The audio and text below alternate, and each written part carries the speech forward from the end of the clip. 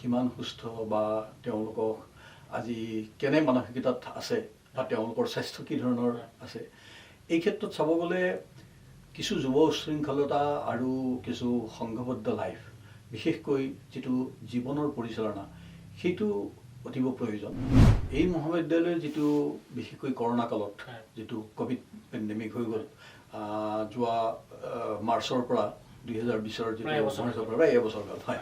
এইটোত আমাৰ এক গুৰুত্বপূৰ্ণ ভূমিকা লৈছিলে। তেনেকৈ ডিককশ্যন বা কোৱাথ বঢ়াই পেলাই এই কোৱাথটো আমি চেকি লৈ পেলাই আমি দিনটোত 3বাৰকৈ আমি খাব লাগে। পানী লগা বা চৰ্দি যেতিয়া হয় কাহ হয় এইবিলাক এই আপোনাৰ গোলমৰিচ বা যিটো আপোনাৰ জালুক এইবিলাক ব্যৱহাৰ কৰা হয়। আয়ুৰ্বেদিকতো যিটো মানে আমাৰ স্বাস্থ্যৰ যিটো মানে ডেফিনেশ্যন সেই ডেফিনেশ্যনতে কোৱা হৈছে যে শৰীৰম আদ্যম খলু ধৰ্ম সাধনম। নমস্কাৰ, নিউজ হেল্থ প্লাছৰ আপোনাৰ চিকিৎসক অনুষ্ঠানলৈ আপোনালোক আটাইকে স্বাগতম জনাইছোঁ। আজি 7 এপ্ৰিল বিশ্ব স্বাস্থ্য দিৱস, ৱৰ্ল্ড হেল্থ ডে। আজি এই বিশ্ব স্বাস্থ্য দিৱসৰ পবিত্ৰ দিনটোত আমাৰ মাজত উপস্থিত আছে চৰকাৰী আয়ুৰ্বেদিক মহাবিদ্যালয়ৰ অধ্যক্ষ ডক্টৰ ৰমাকান্ত শৰ্মা ছাৰ। নমস্কাৰ। আপোনালোক আটাইকে বিশ্ব স্বাস্থ্য দিৱসৰ শুভেচ্ছা জনাই আজি আমি অনুষ্ঠানটো আগবঢ়াই নিবলৈ উদ্যত হৈছোঁ। ছাৰ, আপোনাকো আমাৰ এই অনুষ্ঠানৰ মাজলৈ আমি স্বাগতম জনাইছোঁ। এইবাৰৰ বিশ্ব স্বাস্থ্য দিৱসৰ থিম হৈছে বিল্ডিং এ ফেয়াৰৰ হেল্ডিয়াৰ ৱৰ্ল্ড। এই সম্পৰ্কত আমি কিছু কথা পাতিবলৈ আজি আপোনাক আমাৰ অনুষ্ঠানৰ মাজলৈ নিমন্ত্ৰণ জনাইছোঁ আৰু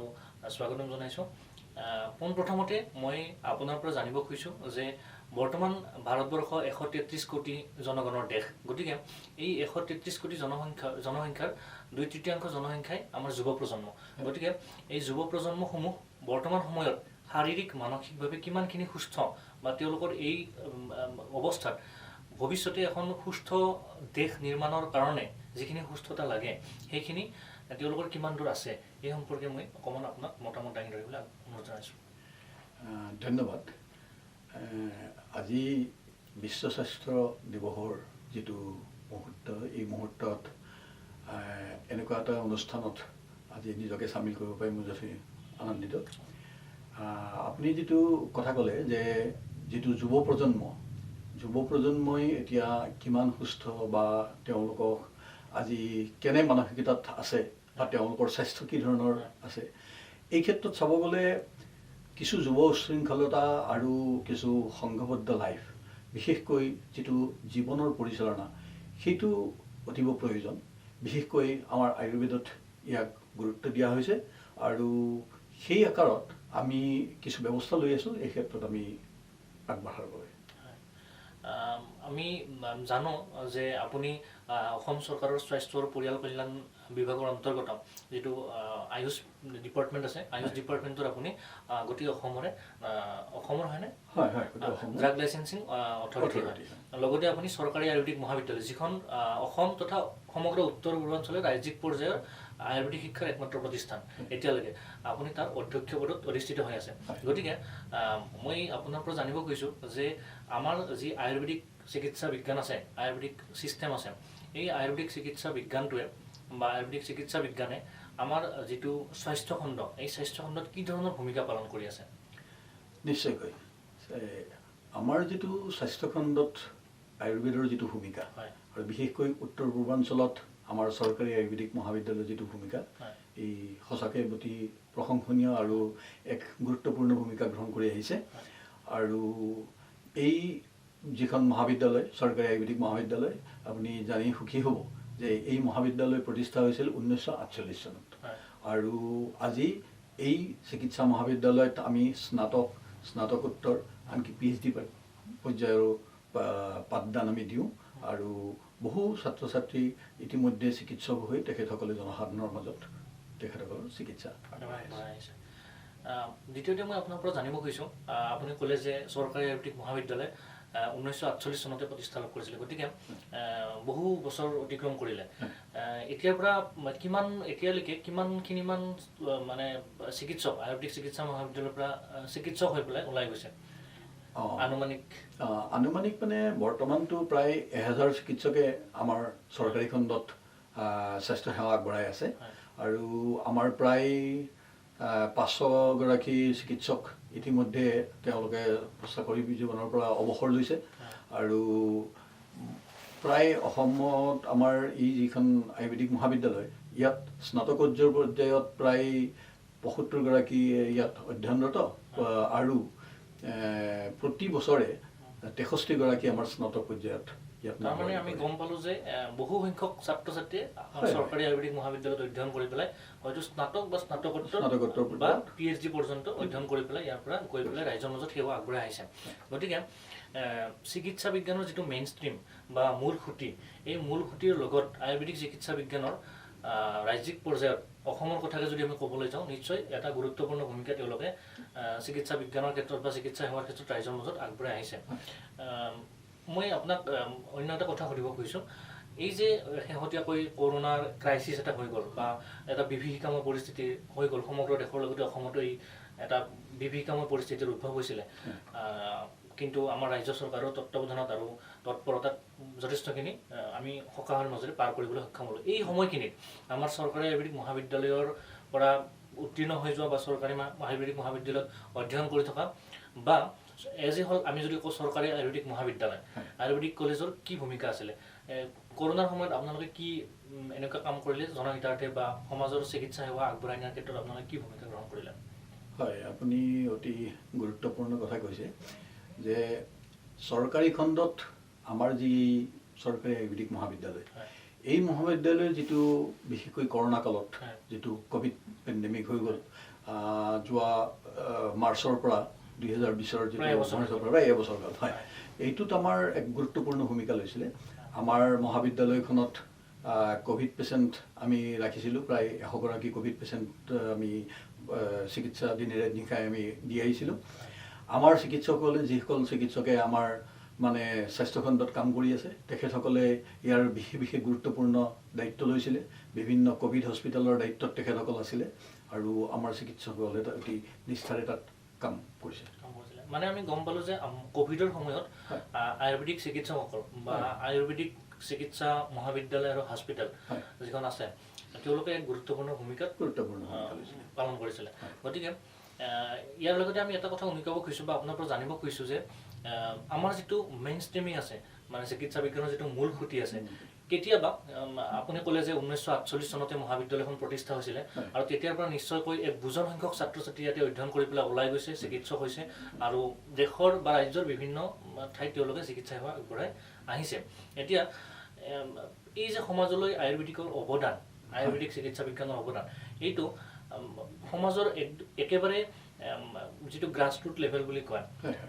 তেওঁলোকক ঢুকি পাব পাৰিছে বুলি আপুনি অনুভৱ কৰেনে নিশ্চয়কৈ কাৰণ এই ক্ষেত্ৰত আপুনি মন কৰিব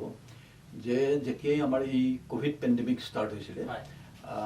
তাতে আমি দেখিছিলোঁ যে আয়ুষক বা আজি আয়ুৰ্বেদিকক কি ধৰণে মেইন ষ্ট্ৰীমিং কৰা হৈছে আমাৰ মাননীয় প্ৰধানমন্ত্ৰী যিটো মানে কোভিড পেণ্ডেমিকৰ সময়ত ৰাইজলৈকে দিছিলে তাত কৈছিলে যে আপোনালোকে এতিয়া যিহেতু দাৱাই নাই বা ঔষধ নাই আৰু সেইকাৰণে আপোনালোকে সাৱধানতা অৱলম্বন কৰিব লাগিব আৰু এই সাৱধানতা অৱলম্বনৰ লগতে যিটো প্ৰফাইলেক্টিক মেজাৰ প্ৰিভেণ্টিভ মেজাৰ তাৰ ওপৰত যথেষ্ট গুৰুত্ব আৰোপ কৰা হৈছিল আয়ুষ মন্ত্ৰালয়ৰ পৰা কোভিড পেণ্ডেমিকত মানে পৰাক্ৰম কৰিব পৰাকৈ তাৰ ইমিউনিটি বুষ্টিং কৰাৰ কাৰণে বিভিন্ন ঔষধি বিভিন্ন বনৌষধিৰ ব্যৱস্থা কৰা হৈছিলে আমিও আমাৰ আয়ুৰ্বেদিক চৰকাৰী আয়ুৰ্বেদিক মহাবিদ্যালয়ৰ পৰা আমি আমাৰ যিটো ফাৰ্মেচী আছে এই ফাৰ্মেচীত আমাৰ শিক্ষকসকল তথা চিকিৎসকসকলৰ সহযোগত আমি কাঢ়া বনাইছিলোঁ আমি নিজে বনাইছিলোঁ আৰু এই কাঢ়া আমি আমাৰ যিসকল চিকিৎসকে চিকিৎসা প্ৰদান কৰি আছে তেখেতসকলক দিছিলে আমাৰ চৰকাৰী খণ্ডত যিসকল আমাৰ ভলেণ্টিয়াৰে কাম কৰি আছিল তেখেতসকলক আমি দিছিলোঁ আৰু আমাৰ পেচেণ্টক আমি দিছিলোঁ আৰু যথেষ্ট আমি এই ক্ষেত্ৰত আমি প্ৰিভেণ্টিভ মেজাৰত আমাৰ সকাহ পোৱা দেখা পাইছিলোঁ হয় মানে আপুনি ক'লে যে আপোনালোকে নিজে এটা কাঢ়াই যিটো আয়ুৰ্বেদিক ঔষধ নিশ্চয় আয়ুৰ্বেদিক ঔষধ ইয়াত 4বিধ বনৌষধি এক বিশেষ পৰিক্ৰমা ইয়াত থাকে তুলসী থাকে প্ৰধান উপাদান হৈছে তুলসী তাৰ লগতে আপোনাৰ মানে জালুক থাকে আৰু পিপলি থাকে আৰু আদা থাকে দৰ্শকসকলক এটা কথা ক'ব খুজিছোঁ বা আপুনি হয়তো বেছি ভালকৈ ক'ব পাৰিব যে যদিও এবছৰ হৈ গ'ল কৰোণা হৈ যোৱা এবছৰ হৈ গ'লেও কিন্তু এতিয়াও যিটো দ্বিতীয় এটা লহৰ কৰোণাৰ দেশত কিন্তু আৰম্ভ হোৱা বুলি সংবাদ মাধ্যম যোগে ৰাষ্ট্ৰীয় ৰাজ্যিক সংবাদ মাধ্যম যোগে প্ৰচাৰ হৈ আছে গতিকে দৰ্শকসকলে বা আমাৰ যিসকলে এতিয়া চাই আছে তেওঁলোকে হয়তো ভেকচিন বহুতে লৈছে বহুতে লোৱা নাই বা পৰ্যায়ক্ৰমে হৈ আছে কিন্তু যিটো আপুনি ক'লে যে প্ৰিভেণ্টিভ আৰু প্ৰমোটিভ প্ৰিভেণ্টিভ আৰু প্ৰমোটিভ ক্ষেত্ৰত বা আমাৰ মাননীয় প্ৰধানমন্ত্ৰী তেওঁ কৈছে যে প্ৰিভেণ্টিভ আৰু প্ৰমোটিভ ক্ষেত্ৰত আমি গুৰুত্ব আৰোপ কৰিব লাগে গতিকে আপোনালোকে এটা মেডিচিন এটা আপোনালোকে বনাই ৰাইজৰ মাজত বা আপোনালোকে যিখিনি মানুহ পাইছে তেওঁলোকৰ মাজত বিতৰণ কৰাৰ ব্যৱস্থা কৰিছে আপুনি আমাৰ দৰ্শকসকলক কিবা ক'ব খুজিব নেকি এই সম্পৰ্কত যে তেওঁলোকে এতিয়া কৰোণাটো হৈ যোৱাৰ পিছতো বা এতিয়া এটা দ্বিতীয় লহৰ আহি আছে এনেকুৱা সময়ত আপুনি তেওঁলোকক কি সাৱধানতা তেওঁলোকে নিজাকে ল'ব পাৰে ভেকচিন লৈছে বা লোৱা নাই বা পৰ্যায়ক্ৰমে তেওঁলোকে হয়তো ল'ব যিসকলে লোৱা নাই কিন্তু তেওঁলোকে নিজাকে কি ধৰণৰ মানে নীতি নিয়ম বা খোৱা লোৱা পালন কৰিব আপুনি অকণমান কৈ দিলে তেওঁলোক নিশ্চয় উপকৃত হ'ব হয় মই ৰাইজক এইটোৱে অনুৰোধ কৰিম যে আমি এজন আয়ুৰ্বেদিক চিকিৎসক হিচাপে যে আমাৰ যিকেইটা মানে আমি যিটো কাঢ়া কথা ক'লোঁ এই কাঢ়াটো কাঢ়া মানে এইটো হৈছে ডিককশ্যন মানে বিশেষ এক আপুনি যিটো ক'লে যে বিশেষ এক ডিককশ্যন মানে হৈছে ইয়াক মানে হেৰি কৰি এক নিৰ্দিষ্ট মানে এই উপাদান চাৰিটা যি উপাদানৰ কথা ক'লোঁ এই উপাদানকেইটা এক নিৰ্দিষ্ট হেৰিত মাত্ৰাত ব্যৱহাৰ কৰিব লাগে আৰু তাক মানে সিজাব লাগে পানীত উতলাব লাগে পানীত উতলাই পেলাই আমি যেনেকৈ চাহ হেৰি বনাই খাওঁ তাতকৈ আৰু অলপমান বেছিকৈ হেৰি সিজোৱা হয় গাঢ়তাটো অলপ বঢ়োৱা হয় যিটোক আমি কাঢ়া বুলি পেলাই কওঁ বা ডিককশ্যন বা ইংৰাজীত যিটো ডিককশ্যন বুলি কোৱা হয় তেনেকৈ ডিককশ্যন বা কোৱাথ বঢ়াই পেলাই এই কোৱাথটো আমি চেকি লৈ পেলাই আমি দিনটোত 3বাৰকৈ আমি খাব লাগে বিশেষকৈ ৰাতিপুৱা আৰু গধূলিটো খাবই লাগে কিন্তু পাৰিলে মাজত আৰু এবাৰ খাব পাৰে আচলতে এইটো কি হয় ইয়াত যিকেইটা উপাদান আছে এই উপাদানকেইটা আমি বিভিন্ন মছলা বা বিভিন্ন ঔষধি হিচাপে আমি ব্যৱহাৰ কৰোঁ কিন্তু সামগ্ৰিকভাৱে এই চাৰিবিধ ঔষধ সেই অনুপাতত লগালে আমি দেখা পাওঁ যে যথেষ্ট শৰীৰৰ ইমিউনিটি বাঢ়ে আমাৰ কোভিড কালত মানুহৰ যিটো চৰ থ্ৰোট হয় কাহ হয় বা ফিভাৰ হয় এইটো ক্ষেত্ৰত প্ৰতিৰোধ কৰিব পাৰে আমি এনেও জানো আমাৰ দৰ্শকসকলে নিশ্চয় জানে যে আপুনি যিকেইটা উপাদানৰ কথা কৈছে এই উপাদানকেইটা আমাৰ পৰম্পৰাগতভাৱেও আমাৰ ককা আইতাৰ পৰা আমি ব্যৱহাৰ কৰি আছোঁ হয়তো আমাৰ পানী লগা বা চৰ্দি যেতিয়া হয় কাহ হয় এইবিলাক এই আপোনাৰ গোলমৰিচ বা যিটো আপোনাৰ জালুক এইবিলাক ব্যৱহাৰ কৰা হয় কিন্তু এইটো বিশেষকৈ যিটো আমাক কঢ়া বা আয়ুষ কাৰ্ড বুলি পেলাই যিটো এইটো বজাৰত ইতিমধ্যে এভেইলেবল হৈছে বহুবোৰ কোম্পানীয়ে এইটো বনাইছে আমাৰ চৰকাৰী আয়ুৰ্বেদিক মহাবিদ্যালয়ৰ যিটো আমাৰ ঔষধ প্ৰতিষ্ঠান তাৰ পৰাও বনোৱা হয় আৰু ইয়াক মানে ৰাইজৰ মাজত বহুলভাৱে প্ৰচাৰ কৰিব লাগে আৰু ইতিমধ্যে জনসাধাৰণে এইটো গমো পাইছে আৰু বহুতক আমি গম পাওঁ যে তেখেতসকলে এইটো ব্যৱহাৰ কৰি আছে আমি ৰাষ্ট্ৰীয় আৰু ৰাজ্যিক সংবাদ মাধ্যমতো দেখিবলৈ পাইছোঁ যে আমাৰ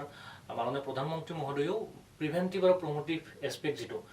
এইটোত যথেষ্ট পৰিমাণে গুৰুত্ব আৰোপ কৰিছে আৰু আপোনাৰ পৰাও আজি গম পালোঁ যে আপোনালোকেও নিজাকৈ এটা নিৰ্দিষ্ট মাত্ৰাত কিছুমান ঔষধি মিহলাই পেলাই আপুনি যিটো ক'লে কোৱাথ সেইটো বনাই পেলাই ৰোগীখিনিক দিয়াৰ ব্যৱস্থা এটা কৰিছিলে আৰু আমাৰ দৰ্শকসকলে নিশ্চয় এইটো কৰিব পাৰে আৰু তাৰ লগতে নিশ্চয়কৈ মাস্ক পৰিধান কৰা বা যিখিনি কোভিড এপ্ৰপ্ৰিয়েট বিহেভিয়াৰ সেইখিনি নিশ্চয়কৈ মানি চলিব লাগিব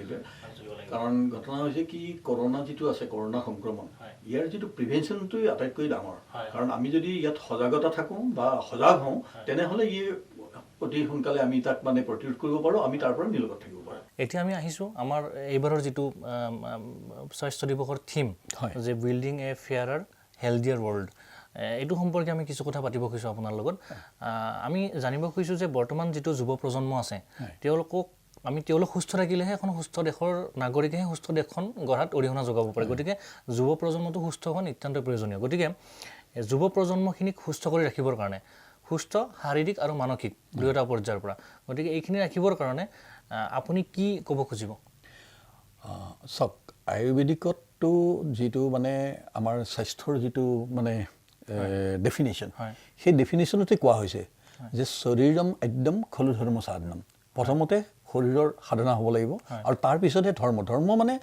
যে বাকীবিলাক পঢ়া শুনা বা বাকী শ্ৰীবৃদ্ধিটো তেতিয়াই সম্ভৱ যেতিয়া শৰীৰ আৰু যিটো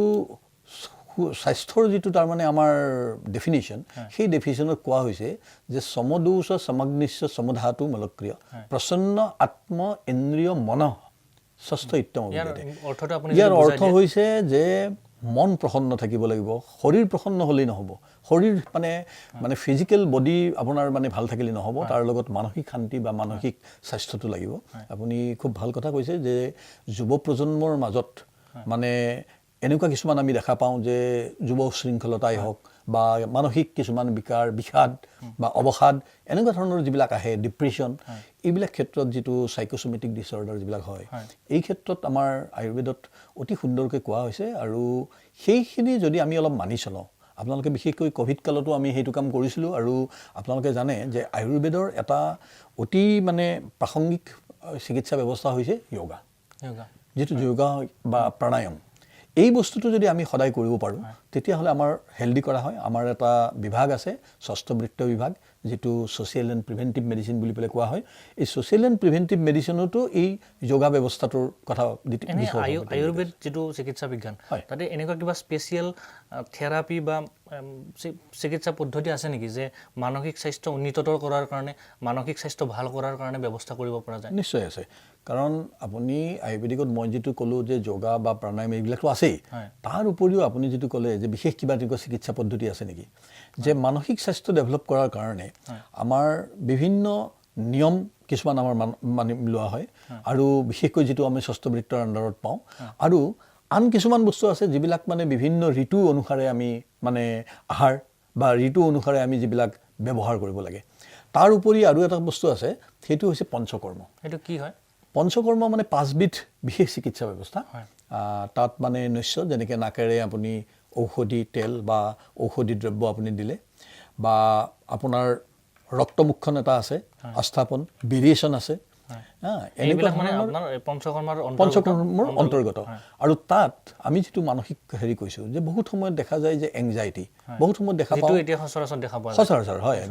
বিশেষকৈ আমাৰ ল'ৰা ছোৱালীবিলাকে বা ছাত্ৰ ছাত্ৰীবিলাক কি কৰে, ৰাতিলৈকে বহুত নিশালৈকে পঢ়া শুনা কৰে, বহুতে হয়তো মোবাইলত গেম খেলি আছে, তেওঁ সেইটো নেৰে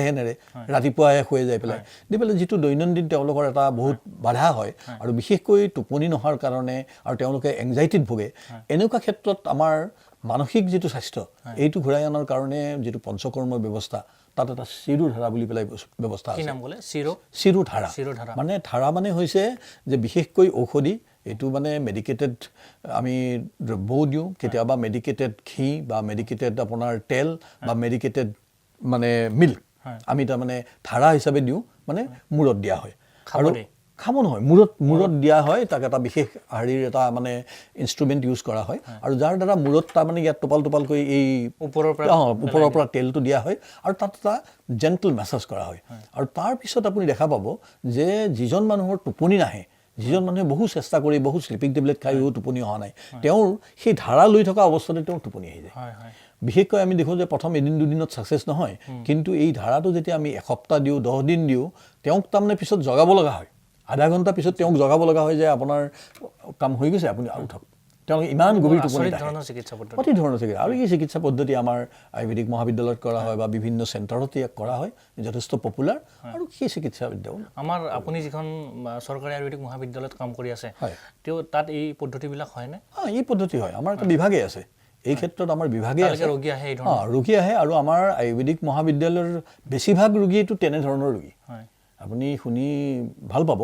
যে আয়ুৰ্বেদিক মহাবিদ্যালয়ত এতিয়া আপুনি ৰাতিপুৱা আমাৰ যিটো পঞ্চকৰ্ম চিকিৎসাৰ কাৰণে বহু দূৰ দূৰণিৰ পৰা, কেৱল এই যে অসমৰ মানে নহয়, অসমৰ বাহিৰৰ পৰা, নৰ্থ ইষ্টৰ পৰাও এতিয়া ৰোগী আমাৰ ইয়াত আহে, মানে এই পঞ্চকৰ্ম চিকিৎসাৰ কাৰণে। হয়, গতিকে আমি গম পালোঁ যে আয়ুৰ্বেদিক চিকিৎসা বিজ্ঞানে যুৱ উশৃংখলতা বা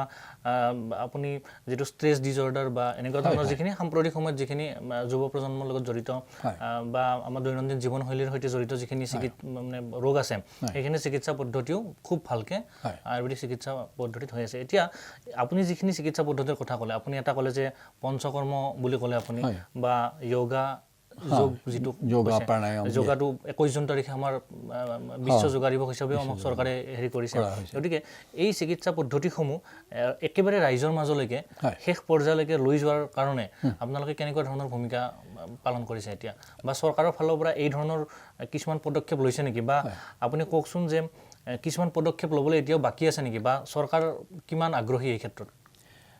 চৰকাৰ মই দেখিছোঁ যে ভাৰত চৰকাৰেই হওক বা কেন্দ্ৰীয় চৰকাৰ আৰু মানে আমাৰ ৰাজ্যিক চৰকাৰ দুয়োটা চৰকাৰৰে মই দেখিছোঁ ইয়াত যথেষ্ট সামঞ্জস্য আছে আৰু তেখেতসকল আগ্ৰহী বিশেষকৈ 2014 চনত যেতিয়া মানে আয়ুষৰ যিটো মানে সুকীয়া বিভাগ হৈ গ'ল মন্ত্ৰণালয় হ'ল আৰু তাৰ পিছত যিটো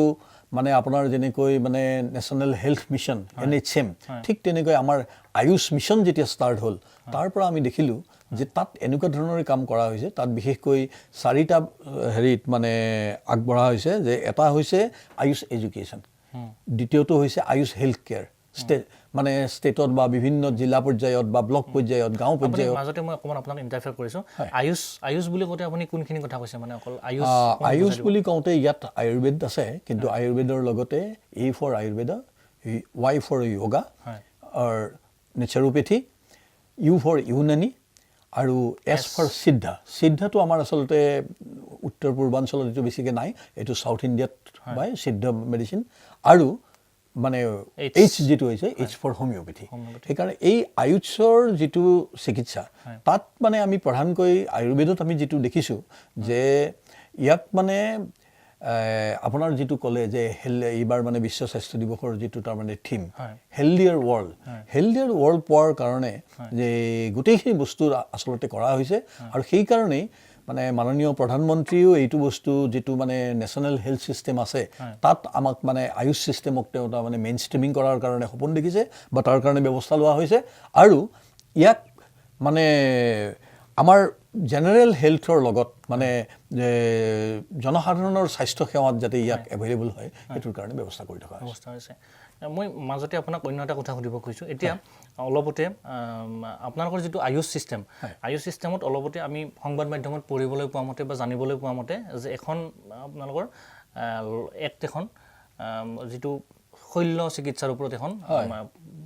পাছ হৈছে বুলি আমি শুনিবলৈ পাইছোঁ হয়নে এনেকৈ আপুনি কওকচোন মই সংবাদ মাধ্যম যোগে যিখিনি জানিব পাৰিছোঁ বা যিখিনি পঢ়ি গম পাইছোঁ এই যিটো শল্য চিকিৎসা সম্পৰ্কে যিখিনি নতুনকৈ আইন কানুন কৰা হৈছে এইখিনিৰ লগতে সেইখিনিতো হৈছে সংবাদ মাধ্যম যোগে যথেষ্ট বিতৰ্কৰ সূচনা হৈছে যে আয়ুৰ্বেদিক চিকিৎসা পদ্ধতিটো কি হয় বা কেনেকুৱা ধৰণৰ মই আপোনাক কেইটামান সৰু সৰু কথা সুধিব কৈছোঁ মই বিচাৰিছোঁ বা আমি বিচাৰিছোঁ আজি নিউজ হেল্থ প্লাছৰ তৰফৰ পৰা যে পৰৱৰ্তী পৰ্যায়ত যাতে এই কথাখিনি সম্পূৰ্ণ স্পষ্ট হয় আপুনি কওকচোন যে আয়ুৰ্বেদিক চিকিৎসা পদ্ধতিত যিটো আপোনালোকে ডিগ্ৰী প্ৰদান কৰে ডিগ্ৰী নে ডিপ্ল'মা ডিগ্ৰী দিয়া হয় ডিগ্ৰী কি বুলি কয় সেইটো কৈছে BAMS bachelor of Ayurveda medicine and surgery মানে অন্য সিস্টেমত যেনেকৈ এটা ডিগ্ৰী প্ৰদান কৰা হয় সেনেকৈ ডিগ্ৰীটোৰ নাম হৈছে bachelor of Ayurveda medicine and surgery ভাৰতীয় চিকিৎসা পৰিষদৰ 1971 চনৰ যি মানে অধিনিয়ম তাৰ অনুসৰি এই ডিগ্ৰী দিয়া হয় আৰু এইটো হৈছে সম্পূৰ্ণ মানে 10+2 higher secondary science higher secondary science কৰাৰ পিছত মানে এই ধৰণৰ কথা এইটো আচলতে অকণমান হয়তো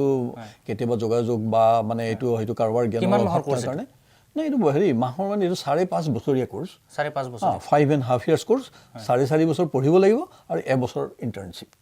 কৰিব লাগিব কি ডিপাৰ্টমেণ্টত কৰিব লাগিব ইণ্টাৰ্ণশ্বিপ ইণ্টাৰ্ণশ্বিপটো এটা ডিপাৰ্টমেণ্টত নহয় এটা মেডিচিন আছে যিটো আমাৰ কায় চিকিৎসা কোৱা হয় শল্য চিকিৎসা চাৰ্জাৰী তাৰপিছত এইটো ENT গোটেইকেইটা গোটেই ডিপাৰ্টমেণ্টখিনি কৰা হয় মানে গোটেইখিনিত মানে ভগাই দিয়া হয় গোটেই ক্লিনিকেল ডিপাৰ্টমেণ্টখিনি এবছৰ কৰা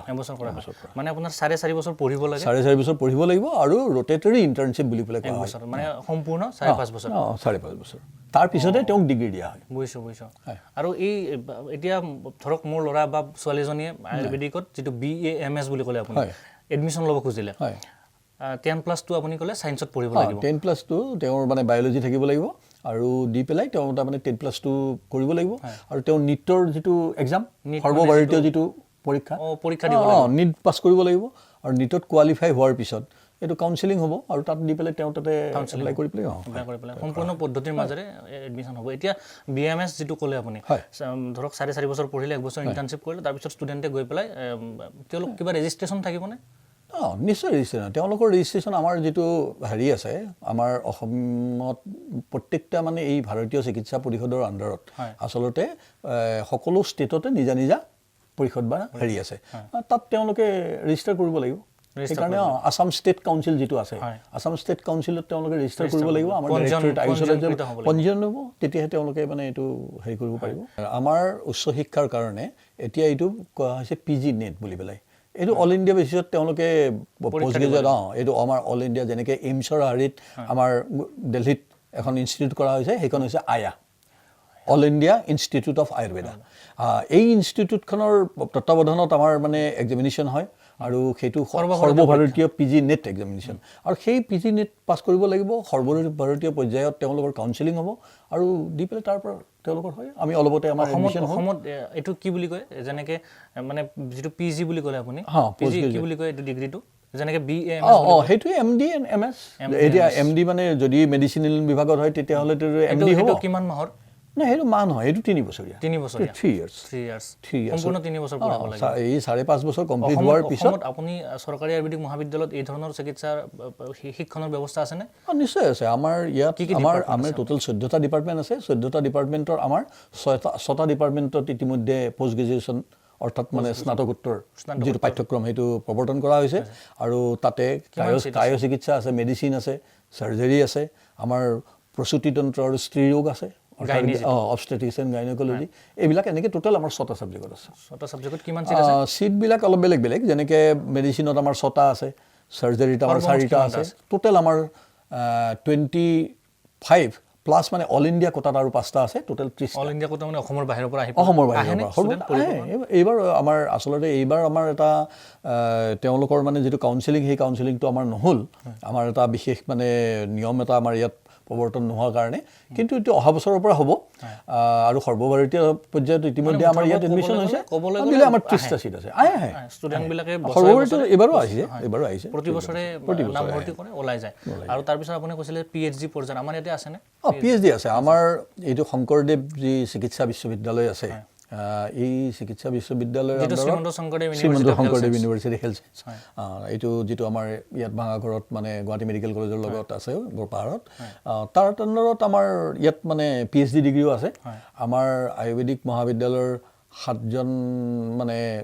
যি মানে এই PhD ডিগ্ৰীৰ মানে তেওঁলোক মানে গাইড হিচাপে ছুপাৰভাইজাৰ হিচাপে আছে আৰু তেওঁলোকৰ আণ্ডাৰত ইতিমধ্যে আমাৰ বহুত গৱেষণা হৈছে ইতিমধ্যে ওলাই গৈছে বহুকেইজন এতিয়া আপুনি কওকচোন এই যে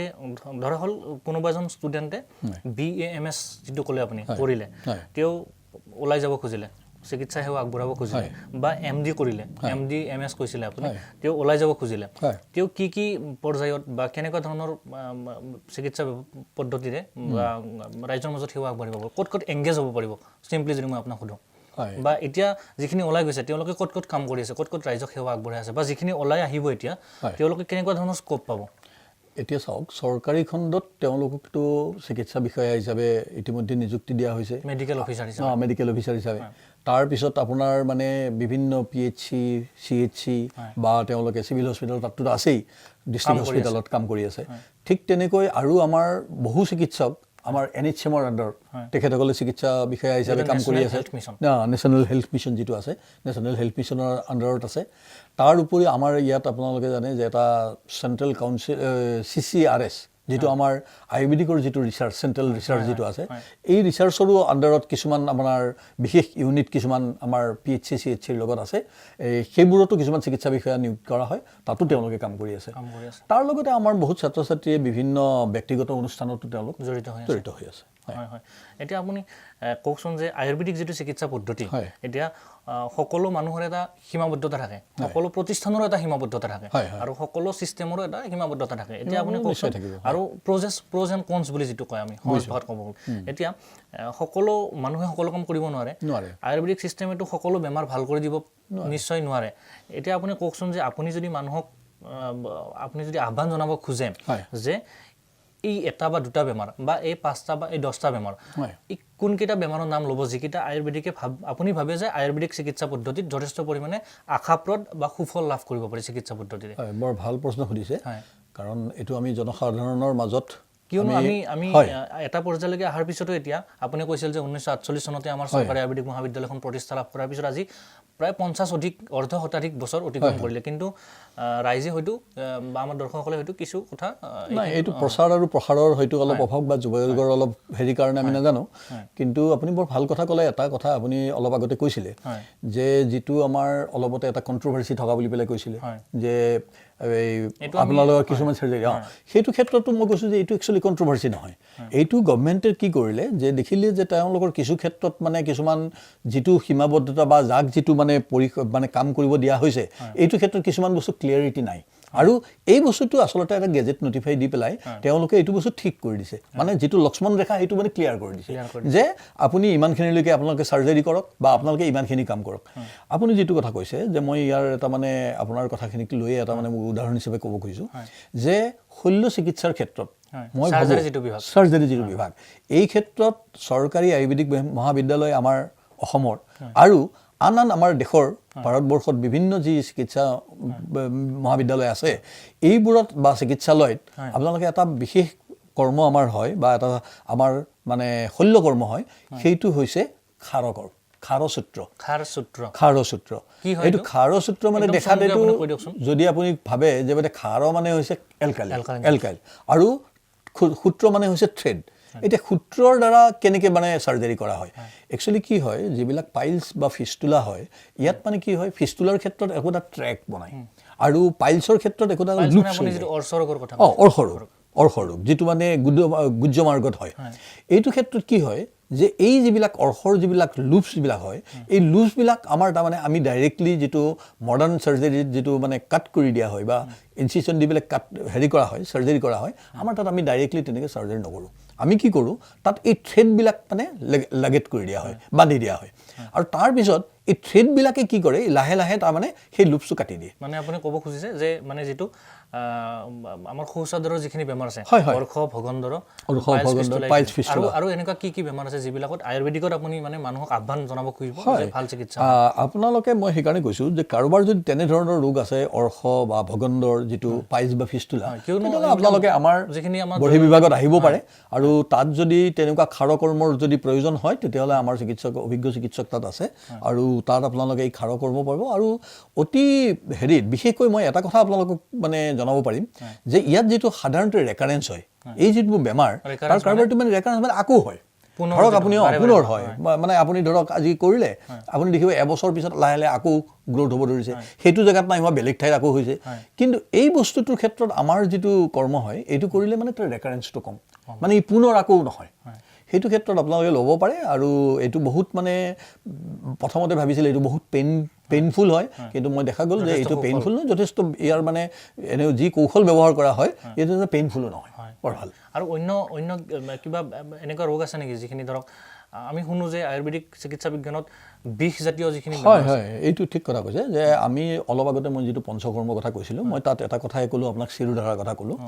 আমাৰ পঞ্চকৰ্মত মানে স্নেহন আৰু ছেদন অৰ্থাৎ আমাৰ এই যে পঞ্চকৰ্ম যিটো 5টা কৰ্ম আছে এই 5টা কৰ্মৰ আগত আমি দুটা আৰু মানে প্ৰি অপাৰেটিভ যেনেকৈ মানে কাম হয় ঠিক তেনেকৈ আমি তাৰমানে প্ৰি পোষ্টৰ কিছুমান কাম কৰোঁ সেইকেইটাক মানে স্নেহন মানে হৈছে অলিয়েশ্যন আৰু ছেদন মানে হৈছে সেক দিয়া সহজ ভাষাত আৰু এই স্নেহন আৰু ছেদন কৰ্মৰ জৰিয়তে আৰু তাৰ লগত আমি তাৰমানে বিভিন্ন বস্তি বা বিভিন্ন ধৰণৰ আমি মানে বা বিভিন্ন চিকিৎসা দিলে তাত মানে আপুনি বিশেষকৈ যিবোৰ বিষজনিত যিবোৰ ৰোগ যে বিশেষকৈ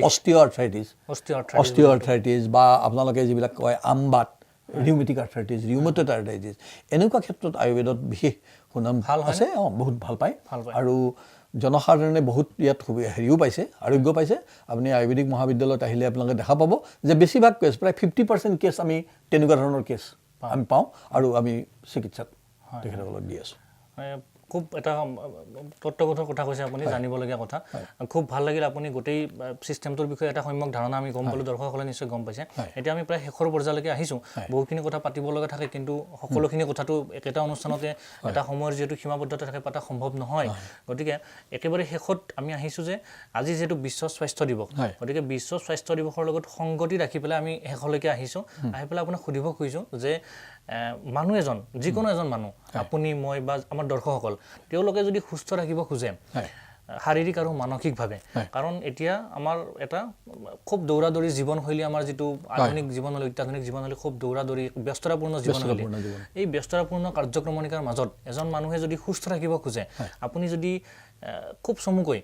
আপুনি কেইটামান কথা ক'ব দিওঁ মই আপোনাক আপুনি কি উপদেশ দিব বা তেওঁলোকক আপুনি কি আহ্বান কৰিব যে তেওঁলোকে সুস্থ থাকিবৰ কাৰণে ৰাতিপুৱা শুই উঠাৰ পৰা শোৱালৈকে কি নীতি নিয়ম পালন কৰিব লাগে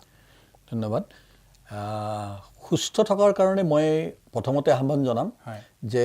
আমাৰ সংহিতাত বা আমাৰ শাস্ত্ৰত কৈছে ব্ৰাহ্মে মুহূৰ্তে উত্তিষ্ঠে তাৰ মানে অৰ্থাৎ ব্ৰহ্ম মুহূৰ্তত মানে সোনকালে অতি ৰাতিপুৱা যেতিয়া সূৰ্য উদয় হয় উদয় হোৱাৰ ঠিক আগমুহূৰ্তৰ যিটো সময় সেই সময়ত মানুহ উঠিব লাগে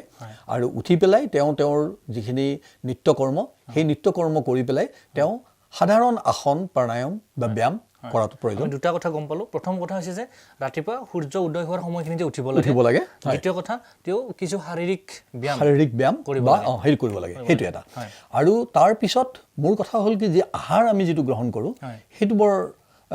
মন কৰিবলগীয়া আহাৰ আমি কি ধৰণে গ্ৰহণ কৰিব লাগে আৰু সেই বস্তুটো আমাৰ আয়ুৰ্বেদত অতি সুন্দৰকৈ আছে আমাৰ আয়ুৰ্বেদৰ ষষ্ঠ বৃত্তত এই বস্তুটো উল্লেখ আছে আৰু সেই তেনেকুৱা নিয়মিত পৰিমাণৰ আহাৰ গ্ৰহণ কৰিব লাগে এই কথাটো কওঁতে মই এজন বিশেষ ব্যক্তি তেওঁ কৈছিলে যে you are what you eats আপুনি যি খায় আপুনি সেয়াই গতিকে সেই কথাটো তেওঁ কৈছে গতিকে সেই ফালৰ পৰা চাব গ'লেও আহাৰৰ নিশ্চয় গুৰুত্বপূৰ্ণ ভূমিকা আছে নিশ্চয় গুৰুত্বপূৰ্ণ আছে কাৰণ আমাৰ যিমানবোৰ ডিজিজ আমি তাত দেখিছোঁ যে লাইফষ্টাইল ডিজিজ আমাৰ বহুত বেছি আপোনালোকে জীৱনশৈলীজনিত আৰু সেইকাৰণে আমি জীৱনশৈলীত যদি এই পৰিৱৰ্তন আনিব পাৰোঁ বিশেষকৈ আমাৰ মানে সেই ৰোগবিলাক আমি হেৰি কৰিব পাৰোঁ তাৰ উপৰি মই আৰু এটা আহ্বান জনাম যে আপোনালোকে আয়ুৰ্বেদিক চিকিৎসাৰ বিশেষকৈ যিটো পঞ্চকৰ্ম চিকিৎসা এই পঞ্চকৰ্ম চিকিৎসা যে কেৱল ৰোগী হ'ব লাগিব আপোনাৰ গাত বিষ হ'ব লাগিব বা আপোনাৰ মানসিক কিবা থাকিব লাগিব এইটো নহয়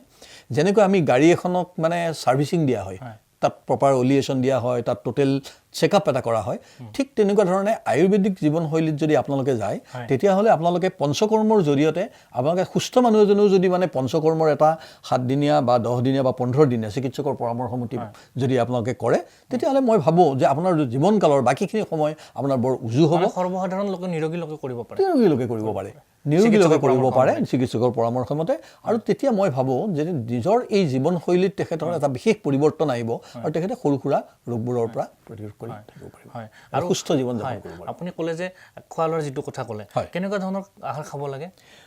আহাৰৰ ক্ষেত্ৰত মানে এইটোৱে যে বহুত ক্ষেত্ৰত আমাৰ কি হয় যে আমি যিটো ফুড খাওঁ বহুত সময়ত বেছি তেলেৰে ভজা বা জাংক ফুড বা কেতিয়াও আমি লেট নাইটত খাওঁ যিটো আমি সৰ্বসাধাৰণ দৈনন্দিন আজিকালি আমি খাই থাকোঁ জাংক ফুড খাওঁ সেইবোৰ পৰিহাৰ কৰি পেলাই আমাৰ আহাৰ খোৱাৰ আমি যে তাত কিমান ধৰণৰ ফাইবাৰ আমি কিমান খাব লাগিব এই গোটেই বস্তুটো আছে বা কোন সময়ত কোন ঋতুত আমি কি ধৰণৰ আহাৰ খাব লাগিব কোন সময়ত কোন দাইল খাব লাগিব ৰাতি দৈ খাব লাগিব নে নালাগে ইমান কম সময়ত হয়তো কোৱাটো ইমান সম্ভৱ নহয় কিন্তু বা আপোনাৰ আৰু এটা আছে আমাৰ আহাৰৰ ওপৰতেই এটা মানে অধ্যায় আছে আমাৰ ছাত্ৰ ছাত্ৰীক বা আমাৰ চিকিৎসকসকলক আমি তাত পঢ়াওঁ যে কেনেকুৱা ধৰণৰ আহাৰ কোন সময়ত খাব এজন মানুহৰ যেতিয়া বেমাৰ হৈ আছে জ্বৰ হৈ আছে তেওঁ তেতিয়া কি খাব তেতিয়া তেওঁ মাছ মাংস খাব নে মাছ মাংসৰ চুপ খাব নে তেওঁ কি ধৰণৰ আহাৰ দিম এই বস্তুটো বহুত ডাঙৰ কথা আপুনি যথেষ্ট খোৱা লোৱাৰ ওপৰত বহুত গুৰুত্ব আৰু খোৱা লোৱা যদি প্ৰপাৰলি কৰা হয় তেতিয়াহ'লে কিছু বেমাৰ আমাৰ হ'বই নোৱাৰে যিটো সৰ্বসাধাৰণ আমি এতিয়া আজি দেখা পাই থাকোঁ গতিকে আপুনি খুব গুৰুত্বপূৰ্ণ কথা কেইটামান ক'লে অনুষ্ঠানৰ শেষৰ ফালে যে আমি ৰাতিপুৱা যিমান পাৰোঁ সোনকালে উঠিব লাগে পাৰিলে সূৰ্য উদয় হোৱাৰ সেইখিনি সময়তে আমি উঠাৰ চেষ্টা কৰিব লাগে তাৰোপৰি আপুনি শাৰীৰিক যিখিনি ব্যায়ামৰ কথা ক'লে বা যোগাভ্যাসৰ কথা ক'লে আপুনি সেইখিনি কথা ক'লে আৰু আপুনি খোৱা লোৱা বা আহাৰৰ নীতি নিৰ্দেশনাৰ কিছু কথা আপুনি ক'লে আপোনাক ধন্যবাদ জনাইছোঁ আমি আপোনাক আজি পাই নথৈ আনন্দিত হৈছোঁ আপুনি খুব ব্যস্ততাৰ মাজতে আমাৰ অনুষ্ঠানৰ মাজলৈ আহিলে আমি এই অনুষ্ঠানত আজিৰ যিটো অনুষ্ঠান এই অনুষ্ঠানৰ পৰা আমি কেইটামান কথা আমি স্পষ্টকৈ গম পালোঁ যে যিখিনি কথা আমি পৰৱৰ্তী পৰ্যায়ত স্পষ্ট হোৱাটো বিচাৰোঁ সেইকাৰণে মই কৈ দিব খুজিছোঁ যে অসম তথা উত্তৰ পূৰ্বাঞ্চলত চৰকাৰী পৰ্যায়ত আৰু ৰাজ্যিক পৰ্যায়ত আয়ুৰ্বেদিক শিক্ষাৰ একমাত্ৰ প্ৰতিষ্ঠান এতিয়ালৈকে আছে চৰকাৰী আয়ুৰ্বেদিক মহাবিদ্যালয় যিখন 1948 চনতে প্ৰতিষ্ঠা লাভ কৰিছিলে আৰু জালুকবাৰীস্থিত জালুকবাৰীত আছে আৰু আপুনি সেই চৰকাৰী আয়ুৰ্বেদিক মহাবিদ্যালয়ৰ অধ্যক্ষ পদত সম্প্ৰতি অধিষ্ঠিত হৈ আছে গতিকে আপুনি যিখিনি কথা কৈছে এই কথাখিনি এনেকুৱা ধৰণৰ যে আয়ুৰ্বেদিক যিটো ডিগ্ৰী সেইটো BAMS বুলি কয় bachelor of Ayurvedic medicine and surgery সেইটো সম্পূৰ্ণ 4.5 বছৰীয়া কোৰ্ছ আৰু তাৰ লগত 1 বছৰ ইণ্টাৰ্ণশ্বিপ যিটো ট্ৰেইনিং হয় এইটো কৰিব লাগিব বেলেগ বেলেগ ডিপাৰ্টমেণ্টৰ অধীনত নহয় জানো তাৰোপৰি BMS কৰাৰ পিছত 5.5 বছৰ কৰাৰ পিছত তেওঁলোকে সৰ্বভাৰতীয় পৰ্যায়ত পৰীক্ষা দি পেলাই তেওঁলোকে যেটো PG বুলি কয় আপুনি MD MS আপুনি স্নাতকোত্তৰ নামভৰ্তি পাব পাৰে ফলাফলৰ ওপৰত নিৰ্ভৰ কৰি পেলাই তাৰোপৰি তেওঁলোকে পৰৱৰ্তী পৰ্যায়ত PhD কৰিব পাৰে বুলি আপুনি ক'লে গতিকে যিখিনি বিতৰ্ক ঘটনাই হৈ থাকে সংবাদ মাধ্যম যোগে এইখিনিৰ অন্ত আজিৰ পৰাই পৰক যে আয়ুৰ্বেদিক চিকিৎসা পদ্ধতি চৰকাৰীভাৱে এটা পঞ্জীকৃত চিকিৎসা পদ্ধতি জৰ এক্ট আছে স্বীকৃত যেটো আপুনি এটা